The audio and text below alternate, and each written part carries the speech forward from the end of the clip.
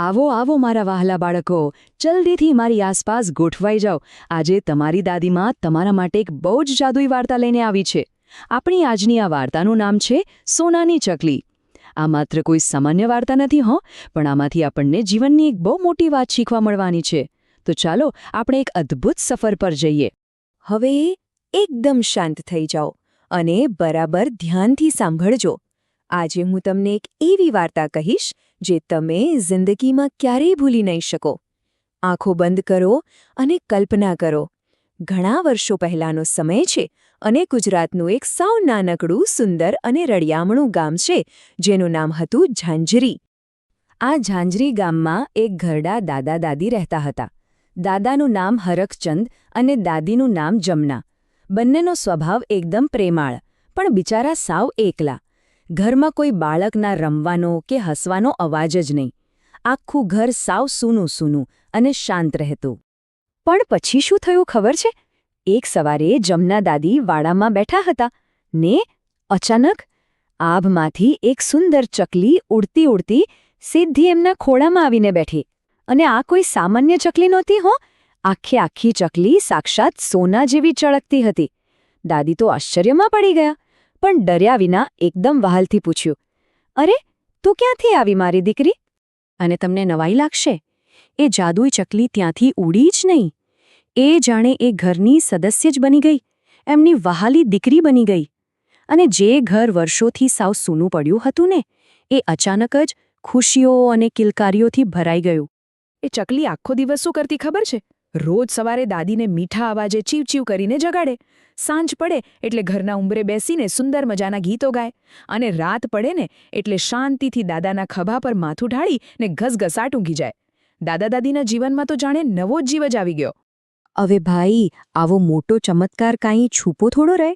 આજુબાજુના ગામના લોકો તો ટોળે વળ્યા આ ચકલીને જોવા માટે. બધા આશ્ચર્યથી એકબીજાને પૂછે કે અરે ભાઈ, આ સોનાની ચકલી આખરે ક્યાંથી આવી હશે? આટલું સુંદર અને ચમકતું પક્ષી તો કોઈએ સપનામાં પણ નહોતું જોયું. પણ બાળકો, દુનિયામાં જ્યાં સારું હોય ને ત્યાં ખરાબ પણ જોવા મળે છે. ગામમાં એક શેઠ રહેતો હતો, કાળીદાસ. એની પાસે અઢળક પૈસા, પણ મનમાં જરાય સંતોષ નહીં.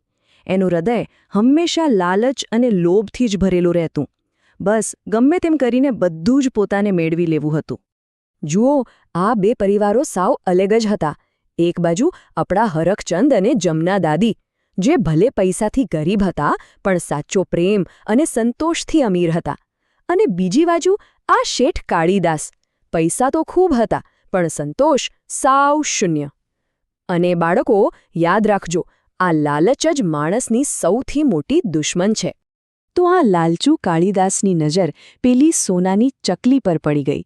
એ પૂરા અહંકાર સાથે દાદા પાસે આવ્યો અને ચકલી ખરીદવા માટે મોટી રકમની ઓફર કરી દીધી. પૂરા 10,000 રૂપિયા. એ જમાનામાં 10,000 એટલે તો બહુ જ મોટી રકમ. એને એમ કે આ ગરીબ લોકો તો પૈસા જોઈને તરત માની જશે. પણ હરખચંદ દાદાનો જવાબ સાંભળીને તમને એમની પર ગર્વ થશે. એમણે એકદમ કડક અવાજમાં ચોખ્ખી ના પાડી દીધી. આ ચકલી અમારી દીકરી છે, એ ક્યારેય વેચાઈ નહીં. સાચો પ્રેમ કંઈ પૈસાથી થોડો ખરીદાય? આ સાંભળીને કાળીદાસ એકદમ ભડકી ગયો અને મનમાં ઝેર ભરીને પાછો ગયો.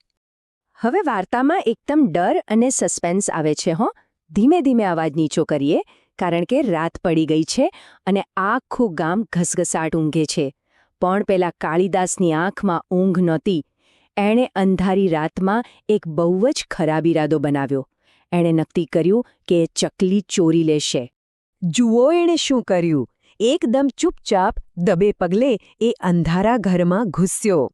પછી એણે ધીમેથી ચકલીને પકડવા માટે પોતાનો હાથ લંબાવ્યો. પણ અચાનક ચકલી જાગી ગઈ. એની આંખો લાલચોળ થઈ ગઈ અને એટલો જબરદસ્ત પ્રકાશ થયો કે કાળીદાસની આંખો અંજાઈ ગઈ અને એ હવામાં ફંગોળાઈને સીધો ભોંય ભેગો થયો. અવાજ એટલો જોરદાર હતો કે આખું ગામ સફાળું જાગી ગયું. લોકો દોડીને આવ્યા અને તેમણે શું જોયું? પેલો અહંકારી કાળીદાસ જમીન પર ધૂળ ચાટતો પડ્યો હતો. એની લાલચનું બરાબરનું ફળ એને મળી ગયું હતું અને આખા ગામ વચ્ચે એની ભારે બદનામી થઈ ગઈ. રાતની આ ભયાનક ઘટના પછી ધીમે ધીમે મીઠી સવાર પડી. સૂરજ ઉગ્યો અને વાતાવરણમાં ફરીથી એકદમ શાંતિ છવાઈ ગઈ. ચકલી એકદમ ધીમેથી જમના દાદીના ખોળામાં આવીને બેઠી. હવે એક બહુ મોટું રહસ્ય ખુલવાનો સમય આવી ગયો હતો. જમના દાદીના આશ્ચર્ય વચ્ચે ચકલી ધીરે ધીરે માણસની ભાષામાં બોલવા લાગી. દાદી, હું કોઈ સામાન્ય ચકલી નથી. હું ઈશ્વરની દૂત છું. જ્યાં સાચો પ્રેમ અને નેકી હોય ને ત્યાં જ હું આવું છું. તમારા ઘરમાં આટલો બધો સ્નેહ છે એટલે જ હું અહીં રોકાઈ હતી. આ સાંભળીને દાદીની આંખોમાં તો હર્ષના આંસુ જ આવી ગયા. પછી ચકલીએ એક બહુ મોટો નિયમ કહ્યો. બાળકો, આ વાત બરાબર મગજમાં ઉતારી લેજો. જ્યાં લાલચ હોય ત્યાં હું ક્યારેય ન રહું. આ સનાતન સત્ય છે. ઈશ્વરના આશીર્વાદ ક્યારેય એવા હૃદયમાં નથી રહેતા જ્યાં લોભ અને સ્વાર્થ હોય. પેલા કાળીદાસને કેમ સજા મળી એ હવે બરાબર સમજાઈ ગયું ને? થોડા દિવસો આમ જ આનંદથી વીત્યા. પણ પછી એક ઉદાસીભરી ઘડી આવી ગઈ. ચકલીએ કહ્યું કે દાદી, હવે મારો વિદાય લેવાનો સમય આવી ગયો છે. મારે હવે ઉડવાનું છે અને દુનિયાના બીજા ઘરોમાં પણ આવી જ ખુશીઓ ફેલાવા જવાનું છે. દાદી તો રડવા જ લાગ્યા. પણ જતાં જતાં ચકલીએ એક બહુ જ સુંદર વચન આપ્યું. એણે કહ્યું, દાદી, હું ક્યારેય તમારાથી દૂર નથી. જ્યારે સાંજ ઢળે અને ઘરના ઉંબર પર કોઈ પણ ચકલી બેસે ને ત્યારે સમજજો કે હું ત્યાં જ છું. બસ આટલું કહીને ચકલી આકાશમાં ઉડી ગઈ, જાણે આભમાં એક સોનેરી લીટો તાણતી ગઈ. તો મારા વહાલા બાળકો, દાદીમાની આ સુંદર વાર્તા અહીં પૂરી થાય છે. પણ આ વાર્તા પરથી આપણે શું શીખ્યા? વિચારો જોઈએ. સાચું સોનું ખરેખર કોને કહેવાય? કોઈ ચળકતી વસ્તુઓને? ના, સાચું સોનું તો આપણું પોતાનું સારું સ્વભાવ છે. જુઓ બાળકો, આ વાત કાયમ યાદ રાખજો. પેલા કાળીદાસ પાસે હતું એ ખોટું સોનું હતું. ઘરેણાં, પૈસા અને લાલચ. એનાથી ક્યારેય સાચી ખુશી ન મળે. જ્યારે સાચું સોનું છે તમારો સારો સ્વભાવ, નિસ્વાર્થ પ્રેમ, એકબીજાની મદદ કરવી અને સાચું બોલવું. હરખચંદ દાદા પાસે આ જ સાચું સોનું હતું ને, એટલે જ ઈશ્વર એમના ઘરે આવ્યા. એટલે હંમેશા યાદ રાખજો, ઈશ્વર ત્યાં જ વાસ કરે છે જ્યાં પ્રેમ અને સત્ય હોય. હવે આજે રાત્રે સૂતા પહેલા એકવાર ચોક્કસ વિચારજો, તમારા હૃદયમાં પેલા કાળીદાસ જેવી લાલચ છે કે પછી દાદા દાદી જેવો પ્રેમ? અને હા, કાલે સવારે ઉઠીને આ સુંદર વાર્તા તમારા મિત્રોને ચોક્કસ સંભળાવજો હો. ચાલો,